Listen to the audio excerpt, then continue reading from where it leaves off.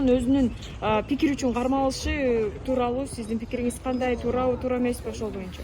Мына азыр менин атым Райымкулов Билим Сардалбекович. Мен Кыргыз Республикасынын адвокатурасынын адвокаттар кеңешинин төрагасы болом.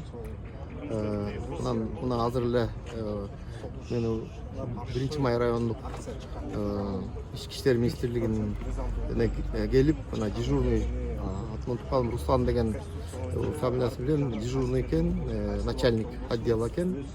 А кишиге түшүндүрүп, мен ушу адвокатуранын төрагасымын. Кыргыз Республикасынын президентинин астындагы кеңештин дагы мүчөсүмүн деп түшүндүрүп кирип, шартын кармоо шартын көрүп чыктым. Анан мындай шартты негизи баягы азыркы деңгээлге өтө толук келбейт, бирок болот да, эми баягы кармоосу мындай кыйноо же мындай болгон жок деди. Азырынча мындай.